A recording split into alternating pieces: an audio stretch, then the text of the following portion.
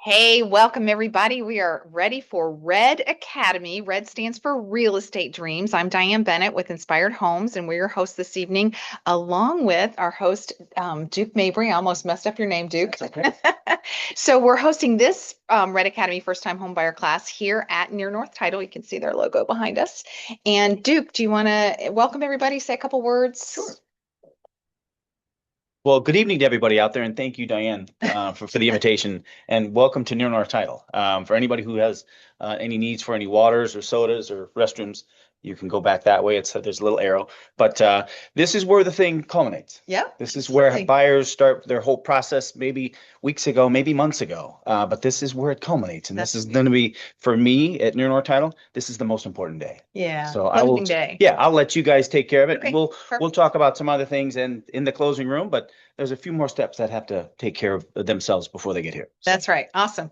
Okay, thanks a bunch. I appreciate you, Duke. So we're gonna let me see if I can get this tab. There you go. So this is our agenda for the evening.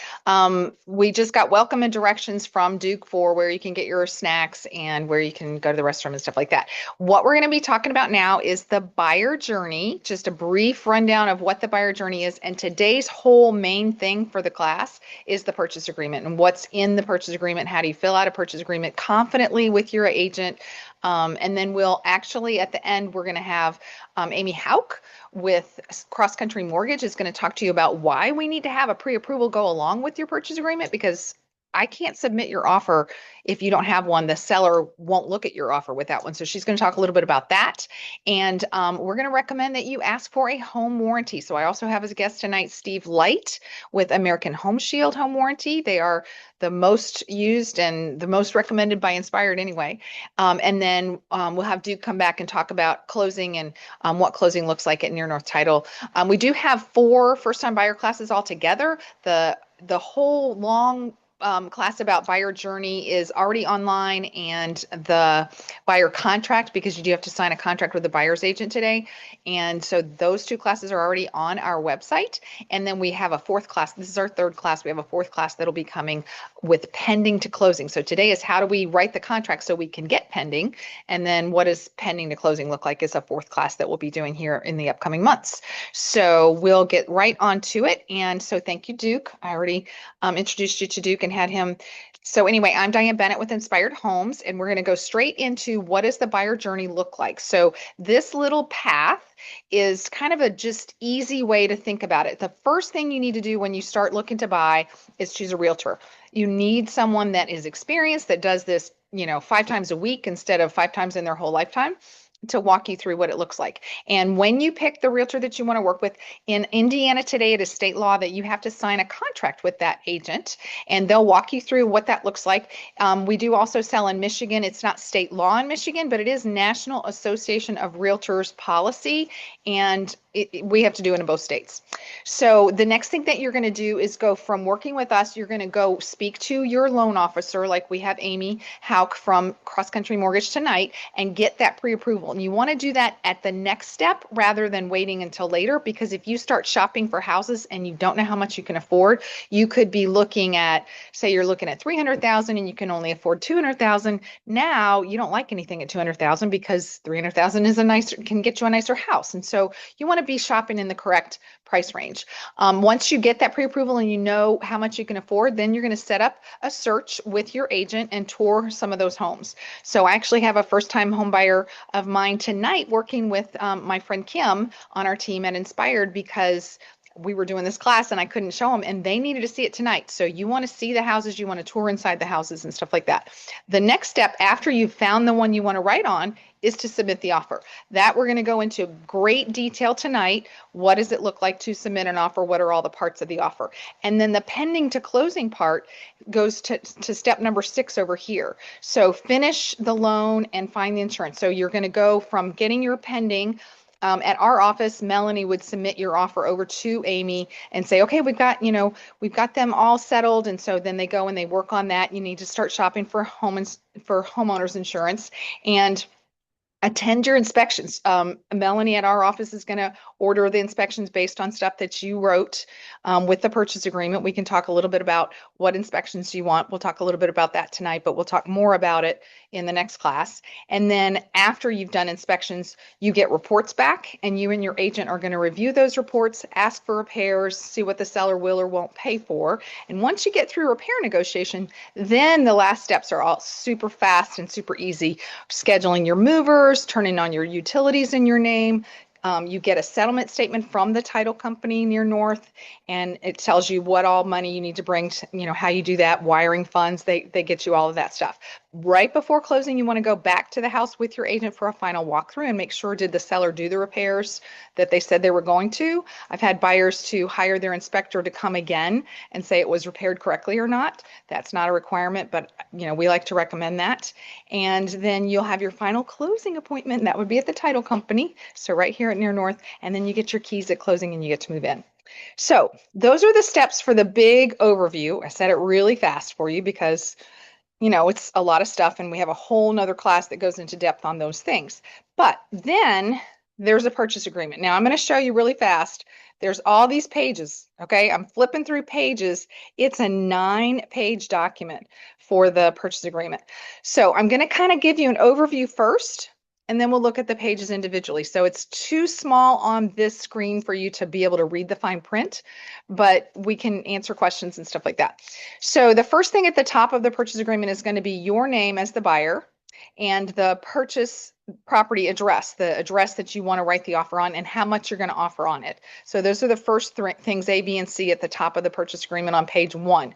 Your name, the property address, and the price that you're offering. There's also a paragraph in there that talks about anything that you're asking to stay, the washer, dryer, refrigerator, range, oven, microwave, dishwasher, that kind of stuff.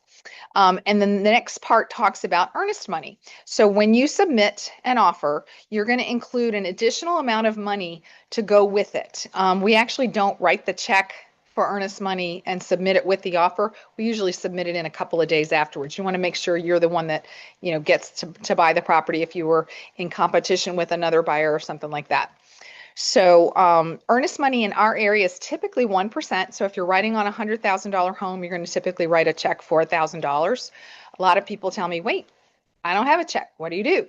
Well, Inspired can take your earnest money digitally. There's a little bit of extra charge. I think it might be like $15 charge to do it digitally, but we can collect digital if you don't have a checkbook. That's not a problem. And then the next section, E and F, that's the method of the payment that you're going to pay for the house at the end. So if you're bringing cash because you have $200,000 cash to buy a $200,000 house, that's a cash sale. If you're bringing $10,000 cash and you're getting a loan for the rest, that's a mortgage. Are you getting a conventional mortgage? Are you getting an FHA mortgage, or an VA loan, anything like that? So the method of payment is the next thing that's on there, and the time that you're giving yourself to get your financing. So I'm going to recommend you have that pretty close and not, a long time to get your financing approved, because the seller doesn't want to wait forever for you to get your loan. So should be able to close it within about 30 days from the date that you write the offer. So today is April the 20th. If you wrote a purchase agreement tonight, you would want to say, yeah, we should be able to be closed by May 20th. So the next thing that you're going to see in there is seller concessions. So what is the seller offering to you? What are they willing to pay for you? Well, pretty much all the purchase agreements today, because you signed a buyer broker contract with your buyer agent, because you signed a contract with them, you promised to pay them X amount of percent. You're then going to turn around and ask the seller to pay that. So whatever you've agreed with your agent to pay your agent, you're going to say, Mr. and Ms. Seller, I want you to pay that. So that's where you're asking for that. Sometimes people ask for closing cost as a seller concession. Sometimes people ask for a carpet allowance as a seller concession. So anything that you're asking the seller to pay for at closing is a seller concession. So that's what that section means. And again, if you want them to pay your buyer agency fee, which you do, so that, because otherwise, like, let's just say you're buying a $100,000 house. If you buy a $100,000 house and let's just say you owe your agent 1%, because that's easy math for me. Masked up my strong point, right? So anyway, so let's just say you owe them 1%, then you're going to ask the seller to pay that 1%, or instead of paying 100,000 for the house, now you have to pay 101,000 for the house because you didn't ask them to pay what you promised your agent you would pay, if that makes sense. So any questions so far? Just let me know. Jump right on in, unmute yourself if you need to. Okay. All right, I'm going to keep going then. So save the date. That is for the closing date. The next section of the contract is where you're going to put the date that you close, and there's some other fees and stuff like that, and explanation about what's good funds, what's wired fraud. So I'll show you that when we get into the contract. The possession, that's the day that you want to get possession, and it has paragraphs about, you know, they have to keep the property in the same condition as when you wrote on it, stuff like that. This picture right here talks about leased property. Is the home in a flood zone? Do you want to order a survey? Stuff like that. So there's paragraphs J, K, and L. Those are those kinds of things. Paragraphs M and N, do you want homeowners insurance? And are there any environmental hazards on the home? So those are those two paragraphs. The next one is a whole long section, O and P, about inspections. So how long do you give yourself for inspections? What inspections do you want? You have to write that. You have to write your response and ask them to do things. And then you know, is there a defect? What's a defect mean? Stuff like that. The next thing, that's where we recommend you ask for that home warranty, and Steve's going to talk a little bit more about that. The next part is how we ask for taxes to be split up, because there's taxes due on the property. So the title company has to know how all this stuff works. And then prorations. So if there's prorations for a homeowners association, if there's prorations for the taxes, anything, it's usually done to the day of closing, and those paragraphs explain that. Fair housing, because you're working with a realtor, we are not allowed to discriminate, so neither can you when you work with a realtor. And then things about further conditions, consulting advisors, and what happens if somebody defaults on this. All right, so that's a lot. Before I go into the pages, do we have any questions from the audience? Michelle, do you want to see if there's any questions online? Yeah, so one of the biggest questions is always, what is earnest money and what happens if this all falls through? Do I get that back? Great question. Okay, so we were up here for earnest money on paragraph D, and earnest money is a promise that I'm really going to go through with this. I'm not going to change my mind and get cold feet and back out, because that does happen. And so if you have no, if this falls through and you don't go through and close the sale, then the parties have to look at the contract and why did they fall through. If you fell through just because you changed your mind, the seller could sue you for specific performance, which means they're going to say you got to buy the house anyway. I've not in 20 years seen anybody actually do it. Most of the time, they just are willing to take your earnest money and keep it. If it fell through for some of the reasons inside the contract that you put as a contingency, it's contingent on me being happy with the inspections. It's contingent on me getting my loan. It's contingent on you paying my buyer agent fee. Any of the things that you put as a contingency, if it fell through for those, then you do get your earnest money back. Now, some buyers won't take the full amount back. If they have to pay their inspector for doing their inspections, they might let the company holding the earnest money pay their inspector from that. Others have already paid their inspector out of pocket. That's actually more common now, is that you pay your inspector out of pocket, so you would get your whole earnest money back. Did that answer your question, Michelle? Yeah, I think that's a great answer. One other thing that's brought up a lot is, once we do this purchase agreement, I've heard you shouldn't buy anything else. Why is that? That is a great question.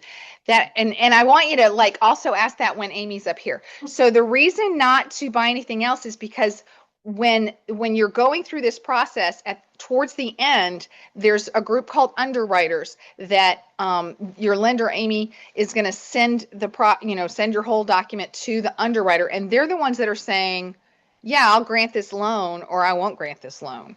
And if you've started to buy other things and it messes up the research that Amy did when she first met with you, it could mess up your ability to get the loan. So I do always tell my buyers, don't buy anything from the time you pen to the time you close. Don't buy anything new. So just, if you're going to buy a new lawnmower or a new dishwasher or whatever, wait until after closing and then buy it. Oops, we spilled a drink over here. Live meetings, right? Okay, so, and any other questions from the crowd, Michelle? I think that's all for right now. Okay, cool. All right, then I'm going to go and flip to some of these pages. So this is going to be, it's really hard to see these, okay? But this is what we were talking about. This top line up here has your agent's name and the listing agent's name and the date. And then paragraph A is the buyer's name. Paragraph B is all of the property information. And this line 17 here, this section here, does my mouse show up? Can y'all see my mouse? Yes, we can. Okay. So this little section here is where you're going to write dishwasher, washer, dryer, dishwasher, range oven. You're going to put the stuff there, and excludes the following as if like, oh, the seller said that we can't have that chandelier over the dining table. They want to take it with them. You would put that there. Excludes the following. That means that they're taking it out. So anyway, and then paragraph C is you say how much, and this paragraph talks about the fact that, it does probably need to appraise. There's another place that it talks about appraisal. So if you have questions about appraisals in a minute, let me know. Or if you have a question now. Anybody have a question about appraisals? Okay, so I'm moving on. So earnest money, this is typically, like I said, 1%. And you say who we're going to leave it with. We're going to leave it with the listing agent, the selling agent, or the listing office or the selling office, or the title company a lot of times will hold it, and how long you have to get it into them. And then disbursement down here talks about what happens if the deal falls through, what happens to the earnest money. So that explains that in there. Okay, page 2, this is how you're paying for it, cash or a new mortgage. Am I getting a conventional, insured conventional, FHA, VA, USDA, or some other kind of loan? Those are the most common. We don't hardly see these 3, 4, and 5 down here. How long are you Diane, giving your, yeah? I might point out that we have a great resource on our website about what each of those loans mean. Oh, good. Thank you for that. Okay. Yeah, good to know. So yeah, we do have a document that Michelle compiled and got from somebody, right? I don't know. But anyway, thanks. I forgot that was on there. So thanks. Anyway, so you have a certain amount of days. You're giving yourself a certain amount of days, but we recommend typically 7 and 28 days because you want it to be accepted, especially if you happen to be writing an offer in competition with others. So seller contributions, this is where you're talking about, oh, I want the seller to provide this much money or this percent of the purchase price that I can use it for closing costs. Usually if you're going to do it for like a carpet allowance, it's usually in further conditions instead of right here. And this is where we're going to recommend you ask for your buyer broker compensation. The seller's going to pay the buyer broker in the amount of blank dollars or blank percent of the purchase price. So this is a big deal. So you're not paying. Remember I said if you had agreed to 1% and the purchase price was $100,000, that means now you got to pay 101 because you didn't ask for it. So anyway, and then you're going to pick what day you think you can close. There's a closing fee that the title company charges. Most of the time we check that that's shared equally. Contingency, this paragraph here that talks about contingency is talking about like, oh, I have a house I have to sell. But if you're a first-time home buyer, you don't. So you're not contingent on the closing of something else usually. Okay, so good funds. This paragraph talks about you have to bring valid funds, which in Indiana has to be wired if it's $10,000 or more. If it's $9,999, you can have a cashier's check, but if it's 10,000 or more, it has to be wired. And then this is a wire fraud alert. We just recommend you don't wire any money that you get an email from your agent or your lender or your title company. Make sure you've talked to them on the phone before you wire any money anywhere, because otherwise, like maybe you just wired your money to Switzerland and now you can't buy your house. So it's a pretty bad deal if that happens. And then you're going to pick the date that you want possession. So you put possession. Where's the blank for putting possession in? I don't remember. Usually we put at closing. And then if not, we'll add, this one says a pre-closing possession agreement or a post-closing possession agreement. So that's why you don't have like when you're taking, most of the time we ask for possession at closing, but sometimes you're looking at a house and the seller in MLS listed that they wanted 5 days or 5 weeks or something like that. They wanted to have it afterwards. Or you're going, oh, I need it early. I just have a buyer just last week that moved into her apartment. We don't close until May. I mean, she moved into her new home and we don't close till May. So we included what's called a pre-closing possession agreement that talks about who's paying for what in the middle part. And then this is the stuff that says they have to keep the property.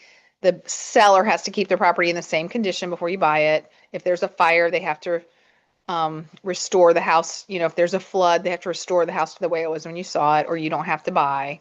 They have to keep their utilities on until closing. So those are stuff. Survey, do you want to have a survey? If you're buying acreage, you do. If you're buying in a neighborhood, a lot of people don't want to spend the money because it could be $1,000. So, flood area, building use limitations. That's like, you know, what can I use it for? Most people, you're buying it for single family dwelling. Homeowners insurance. Um, Environmental contaminants. This part, inspections, is where you can waive the right to independent inspections, which some people do when they're in a bidding war. They're like, oh, I have to win this house. If I waive inspections, maybe they'll let me get it instead of that other party that could pay a little more than I could, you know, and maybe they will, but we usually recommend you have inspections done. So you just don't know what you don't know. So most of the time we check box 2, reserves the right to have inspections, and then how long you have to do that and what things are going to be tested. And this talks about that you have to respond in writing and what the seller can do or can't do. If you have questions on it, I can go into detail. This is where we're going to ask for a warranty. This is the seller has to fill out disclosures. So this says that if they did have every sale in Indiana and in Michigan has to have a seller's residential real estate disclosure. If it's older than 1978, it also has to have a lead paint certification and acknowledgement. So title insurance, what are we asking for there? Taxes, how are we doing the taxes? I can answer questions if you have questions on taxes. Yeah, prorations and special assessments, time, homeowners association, attorney's fees, fair housing. There's all these other details. So typically I jump down to things on further conditions. If you want to ask for a carpet allowance, that's where you would do that. And you give them until a certain time to get back to you. And then you sign it and submit it. And you're waiting for them to come back and say the offer is accepted, which is what you want. So any other questions on the purchase agreement before we move on to the next part of our presentation? And I don't see anything popping up right now. Cool. So no more questions. It's time to introduce you to Amy. So Amy's going to come up. This is Amy Haupt with Cross Country Mortgage. We have a couple slides for her. Hello, everyone. Thanks for joining us this evening. So initially, I am going to be providing you with a pre-approval, and I'll be providing that to you as well as your realtor. And the reason that's so important up front is so that your realtor knows what your budget is, kind of like what Diane mentioned. And you want, then what will happen is once you find the home that you're in love with, you're ready to make an offer, you're going through the purchase agreement steps like Diane is mentioning, and then there are certain things on the pre-approval that are going to help your realtor fill in the purchase agreement. So the financing details are specific to what type of loan you're going to have, what your down payment is, what the loan to value is, and that just means loan to value. So based on how much you're putting down, if you're putting 5% down, that's going to make your loan to value 95% loan to value. So then what will be done is there could be a contingency on your pre-approval. And we want to make sure that if there are any, that those are being included in your offer to purchase. So when I'm going and I'm pre-approving you, I'm going to be able to say, yep, we can pre-approve you, and you don't need to sell your current home if you currently own a home, or we need you to sell your home before you're able to close on the new purchase, because maybe you don't qualify for both payments, or maybe you need the money, the proceeds from the home that you're selling to purchase the new home. Then additionally, if there are any concessions that are needed from the seller, like let's say you have enough money for your down payment to purchase the home, but you don't have enough money for both your down payment and the closing costs involved to purchase the house. In that case, your pre-approval might be subject to the seller paying a certain amount or percentage of the purchase price to purchase the next home. So it's important that we have all of those things buttoned down so that your realtor knows how to fill out the purchase agreement to set you up for success. I think those are the things that I wanted to mainly touch Can you on. go to the next slide? Yes, please. Okay. So the things that the purchase agreement lists specifically are the loan type, the term. So it could be a maximum of 15 years or 20 years or 30 years, the maximum interest rate. And that's just something that your realtor is going to put on the purchase agreement, that the rate can't exceed a certain amount. It doesn't mean that that's what your rate will be. That all depends on the specific day that we're locking in your rate, and we'll talk about that in much more detail when that time comes. And then any financing contingencies. So the final takeaway is, I just want you to know how important it is that you have your pre-approval up front, because you want to make sure that that's being submitted with your offer to purchase, because it's going to help your realtor fill everything out correctly, make sure that all the terms are right, and then also increase your chances on getting the home, because you want to show the seller that you're a qualified buyer and you're a serious buyer that can purchase the home. Amen. Awesome. So any questions on any of that, guys?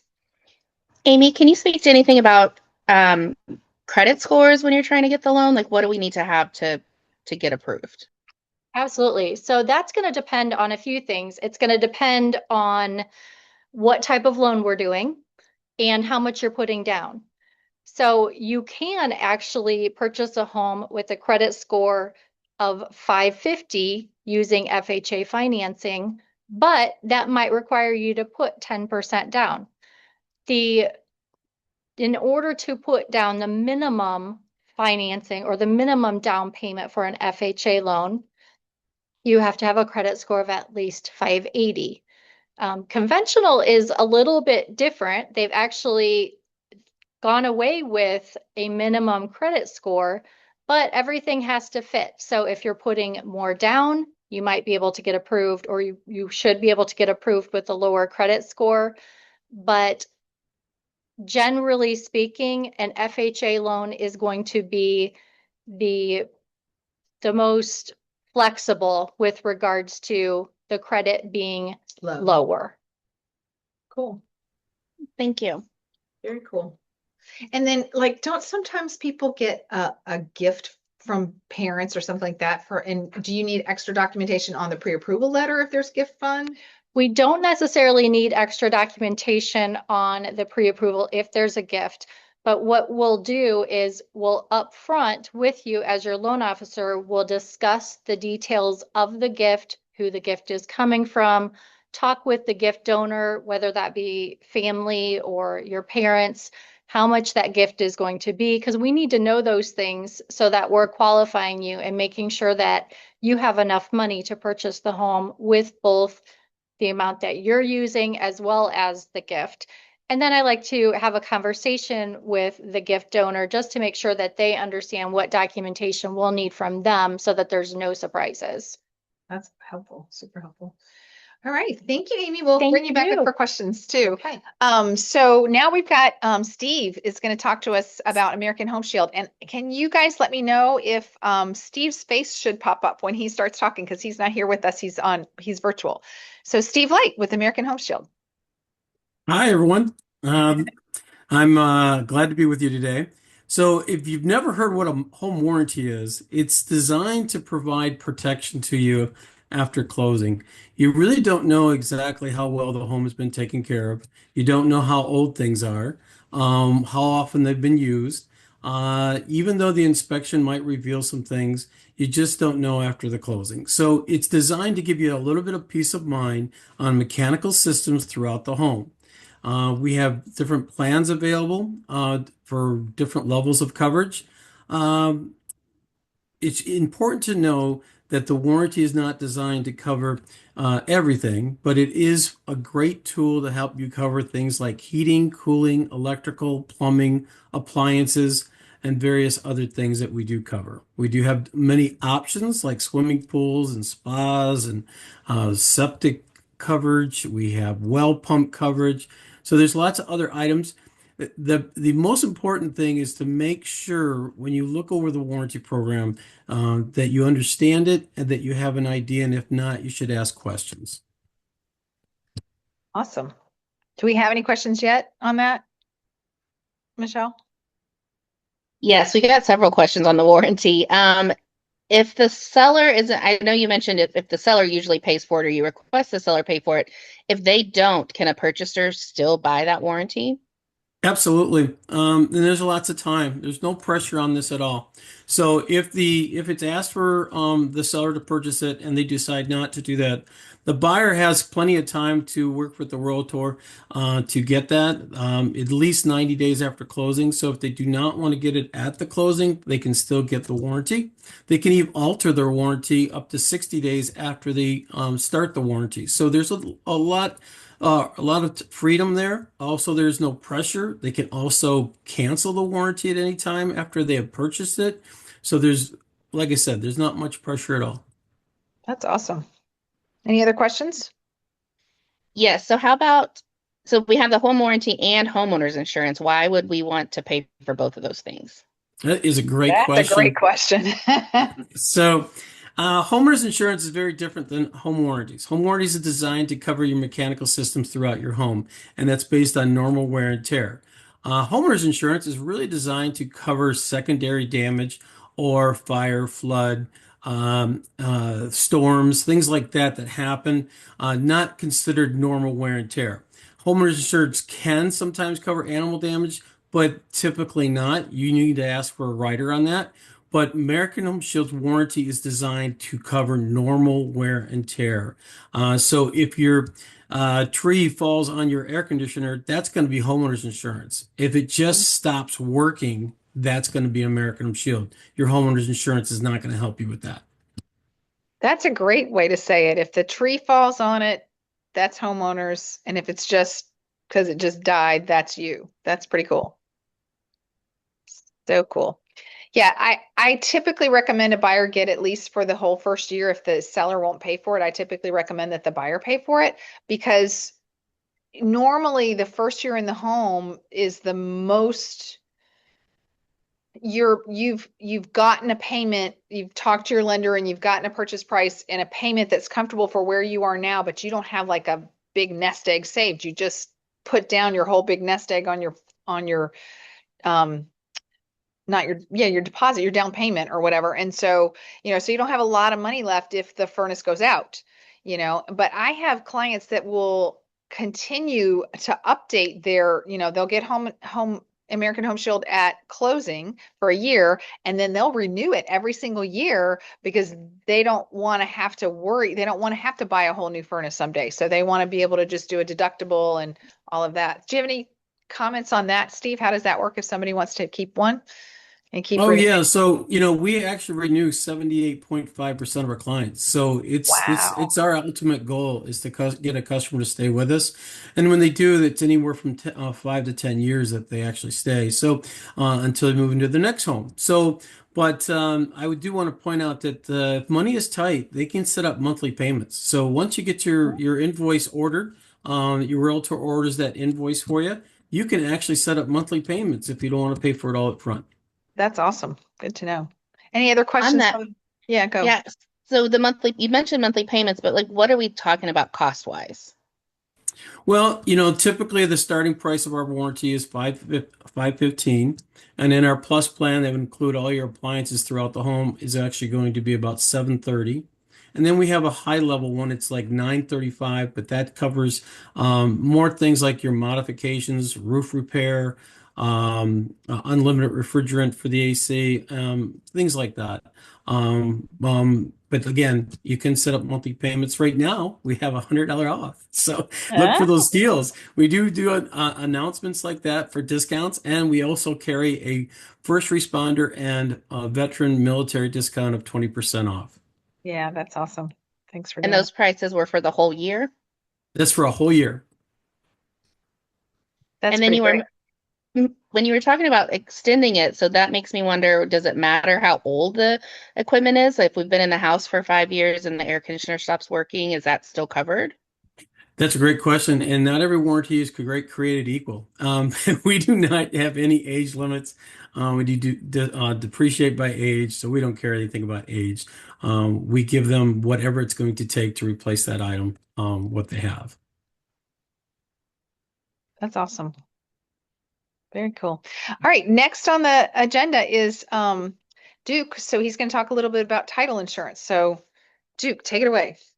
Why do we close at a title Oh, company? wow. It's a great questions. And thank you to Diane and Amy and Steve. The culmination of all their hard work finally comes here. Okay. So once we get a signed purchase agreement, we'll do what we call as a title search. Okay.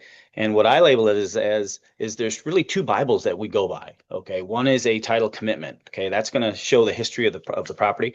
And the other is the purchase agreement. Okay. So it's really important that you do use a licensed realtor for your purchase. Could be your most important and most expensive purchase you've ever made. And you want to make sure that it's done the right way, because what we do at the title company, we follow that purchase agreement line by line. Okay. And if something's wrong, something's in error, we don't go by wrong and error. We go by what you signed for.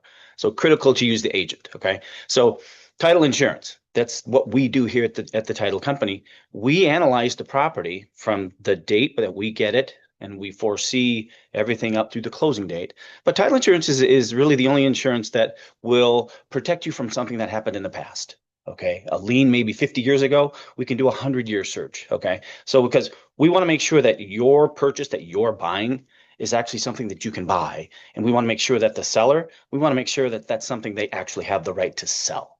Okay. Sometimes we do buyer searches and seller searches. We want to make sure that the policy that we issue for your buyer is golden. Okay. Because title insurance is risk. Okay. And we always talk about risk and what's going to be happening with my property. Okay. What we want to make sure is that the deed that the seller signs, and you want to make sure it's a warranty deed, because they're warranting that they own this property free and clear, and they're going to give it to you when you pay for everything at closing. Okay, so you'll go through your lender, you'll do all the inspections, and what we do is we accumulate all this data, okay, and then we work with lenders hand in hand to make sure the closing statements are there. Okay, so your lender's going to ask you some things. Be timely in the communication part, okay, because there's going to be some dates in that purchase agreement that we got to watch, okay, and we only have such a small window. We want to make sure we have plenty of time and ample time to get them. Okay, so we work with the sellers. In fact, if there's any liens or judgments or encumbrances on the property, the lender's going to make sure that we clear those. Okay, because you're going to have a seller pay for your title insurance, but you're going to pay for a lender's policy, so the lender's clear. Okay, so we've talked about insurance on a couple of facets today, but it's all really important. So make sure the communication with your real estate agent, with your lender, is up to speed, because we're even going to send you some emails if needed. And so make sure that we get what you need, and we get in a timely fashion where everything just kind of is a seamless transaction. Okay. So we've had like fraudulent phone calls before, and someone wants to sell a property, and Yes. we go to start working on it, and we're like, they don't seem to be the person in title. So what do you find out when you're doing a title search? How do you find out that they're not really the party in title, and how does that save the buyer? Well, what we do is we do an extensive search. Okay. But we also search the sellers. Okay. And there's a lot of Mary Smiths out there. Okay. So sometimes when you have a very common name, we may ask you a plethora of questions about this or that, or we're going to go back to, things that are recorded on this title search. That's what we're looking for. Okay. Because we have to clear those items. By clearing, that means we have to say, hey, this mortgage was there 20 years ago, but we finally found the release. Okay. That didn't get put on the title. So we cleared that. Okay, so that's the only way your lender is going to say, I'm going to loan you the money for this transaction, is if we clear everything. Right. And sometimes that takes a little bit of time, which kind of really puts an onus for the seller to make sure we get all the detail from the seller. But normally we have a really good handle on it from the day we get our title commitment back, which is usually 1 to 2, 3 days, which still gives us ample time to make sure everything is done. And because we take everything from all three parties and we put all the invoices on there, all the lender information, seller's information, and then you're going to get a what we call a preliminary closing statement So go with your agent and go over that line by line. Have any questions answered? Okay. Ask as many questions as you like, because that's your time before we get to closing to clear anything out.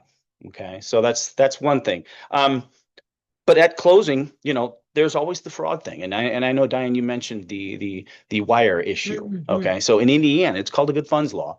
So anything over $10,000 has to be wired. Okay. And the unique thing about it is sometimes we say, hey, maybe wire a little extra more. Mhm. Okay. Because if you do, that kind of prevents something changing. Things change. We don't anticipate them. But if you had to wire $12,000, okay, and you wired only 12,000, but there was a change made to something, okay, and then you had to now not bring 12,000, but it was 13,500, you would have to wire that additional amount. Mhm. Okay, so work with your agent, work with your lender and say, okay, I don't want to have to rewire something. So if you want to wire extra, you'll always get it back at closing. Mhm. Okay, so that's the one thing. But in regards to wire instructions, you'll get something from us here at Near North Title. We will never change our wiring instructions. If you get an email that says, hey, well, sorry, we had to change this. We don't do that. Okay. Before you wire, call us. Okay. We will confirm everything over the phone, and a 15, 20, 30-second phone call is really going to be worth your while. Mhm. So I had a home once that I sold, and I don't think we did a preliminary title search, which I highly recommend to sellers. And the seller did not realize that there was some kind of lien on the property from his prior divorce. He'd been there by himself for so many years that he didn't know there was something on there. So Yeah. when I had done a net sheet for him, he didn't know. So what would happen if they, as a buyer, close on a property and they didn't get title insurance and the seller had this lien? Now what happens? Does the buyer have to pay this mortgage, this divorce settlement, well, if it didn't close at a title company, if they just bought it from them? you always want to close at a title company because Right. that means you have an insured closing. Right. Okay. So going back to the actual title policy that we will, submit, that covers from anything that's been recorded. Okay. Now, recorded means we could miss something. Okay. Because remember, title insurance it's insurance. Mhm. It's insurance. So if you have that title policy at closing, okay, you're covered by that. Mhm. Okay. So, but if it wasn't recorded and somebody says, hey, I just own this willy-nilly, that's not a title defect. Right. Okay. If it's proven that it has been recorded, that's what title insurance is for. Mhm. Okay. And that's what protects the buyer. Mhm. And the interesting about title insurance is the seller typically pays that, and it's a one-time fee. Right. It's one time. And so everything going backwards is covered. Mhm. Now, once we go to closing in the following day, that's not title insurance. Okay, you're going to have to want to make sure. He came back to him and said, Yes. hey, I have interest in this property. Right. No, you don't. Right. I hear Right. this shows that you don't. And what we do in every circumstance is for us to, make sure we write a valid title policy. Okay. The sellers will sign a seller's affidavit that says, hey, we don't know of any new liens or judgments or encumbrances that are going to happen down the road that were specifically related to us. Mhm. Okay. Mhm. It makes sure that the seller just can't say, hey, don't file a lien on my new roof that you didn't put on until, Right. 6 months. So you can't do that. So we get that seller's signature that's signed and notarized that says, hey, you committed to this. Mhm. This is specifically related to you. So that's that kind of what covers some Mhm. things additionally after closing. Perfect. So Any questions from the gallery, Michelle? I don't know. Duke did a great job answering all the questions I had laid out for us already. I guess one of them would be like, how long does this last? Does it expire at some point and something could pop back up later down the road? well, it just goes back to the concept that it covers everything for that buyer up through closing. Okay. There could be something that happens 20 years down the line, but your title policy is in effect because it had to be recorded before they bought it. Okay. So technically it lasts as long as As long they as you own the still property. it. Yeah. As long as for you own the they property. still- Yeah. Got it. And again, it's a one-time fee that the seller typically pays for. So great question though. There you go. And then what happens if we can't come to the title company to close? Like, is there another option if we're buying from out of town or something like that? Well, obviously work with your lender if that's the case. Okay. Because if if a lender is involved, okay, they're going to want to make sure that there's some sort of way for you to get all those documents signed at closing.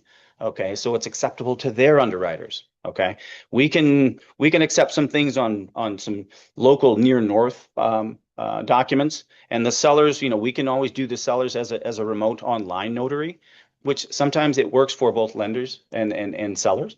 But anytime you would think you can't be at closing and there's a lender involved, let your lender know. Awesome. All right. Yeah, yeah, you can Yeah. file in. Jump on. Yeah, so just with regards to what your lender will require, we can look at a few different things. As a buyer, we can sometimes utilize a power of attorney. So that would just be you're delegating someone else to sign on your behalf.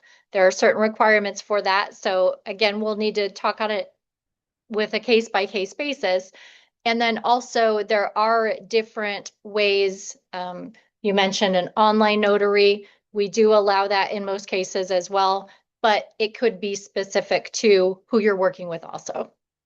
So it might matter to a different, Yes. if you're not working with Amy, then you might have to ask, a different lender. So what they would allow. So any other questions for Duke?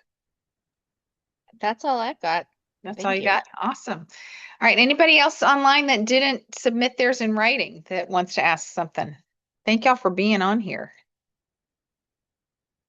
All right, well, we've got, just a reminder, the home buying journey, we've got the class for the buyer contract. This is steps 1 and 2, choosing a realtor and signing a buyer contract. We have that class already uploaded to MLS, to Inspired Homes website.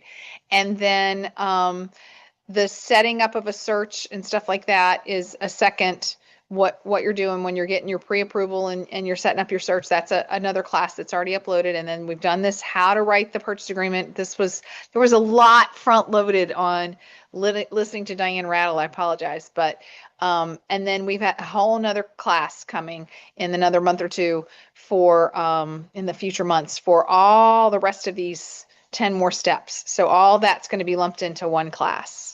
So anyway, so financial readiness is the one that's already on the web. What do you want in a house is already on the web. Submitting an offer was tonight, pending the closing. And so, yeah, so anybody else have any other questions before we let them go? We're going to let you go early, it looks like. Diane, do you want to speak to, like, is now a good time to buy? Summer is kind of the big buying season that I hear of, right? It is a good time to buy. The interest rates are pretty great right now. A lot of people have just gotten their checks from tax refund. So we are seeing, a lot of competition out there, which is kind of challenging depending on your price range. But we know all the tricks to get your offer accepted and approved. It depends on who you're working with. I recommend that you use someone, that you can be totally confident in, like Amy Hauk from Cross Country Mortgage. You want to use someone like that. You want to use a home warranty like Steve Lights with AHS that Steve Light, you can call Steve after the fact if there's, a question about your warranty and what it covers and stuff like that. He's going to take your phone calls. That Duke's going to help make sure it gets through the 30 days or so of, your pending. So yes, it's absolutely a good time to buy for sure.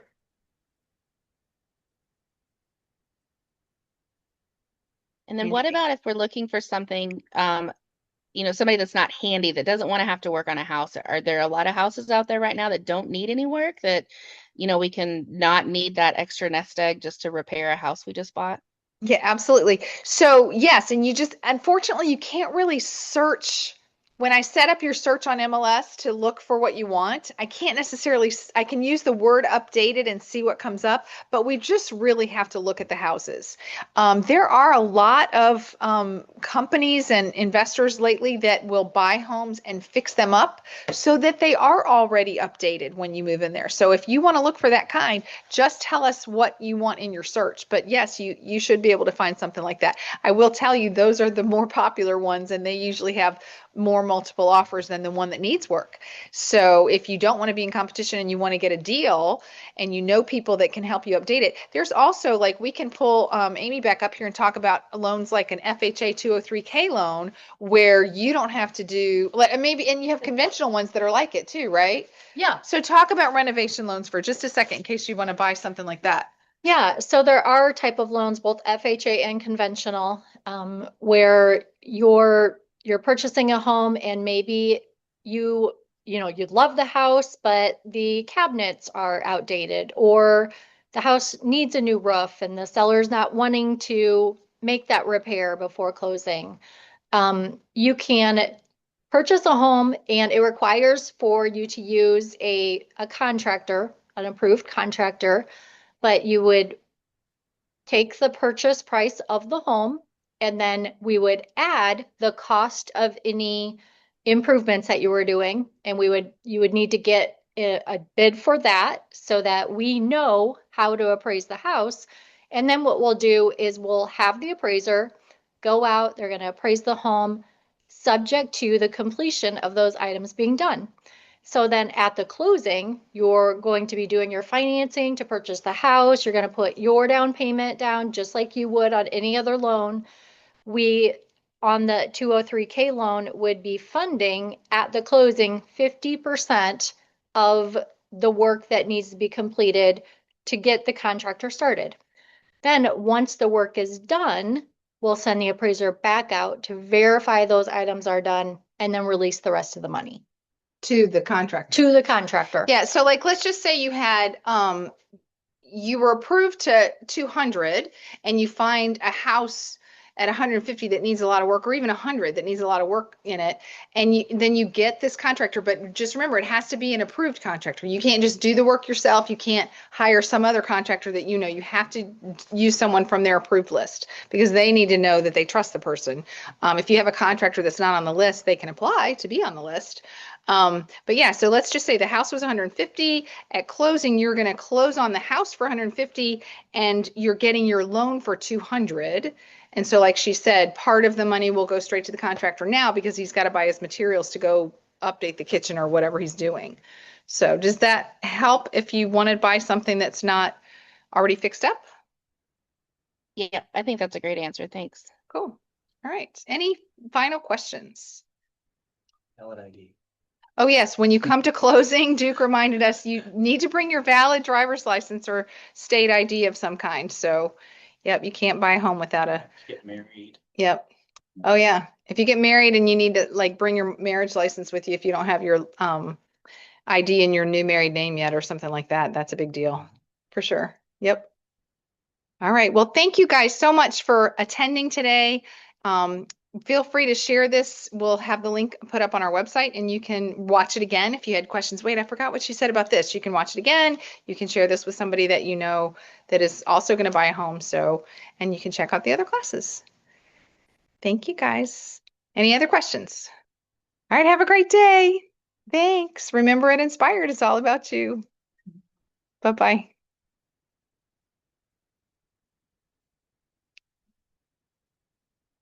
I'm looking for stop recording.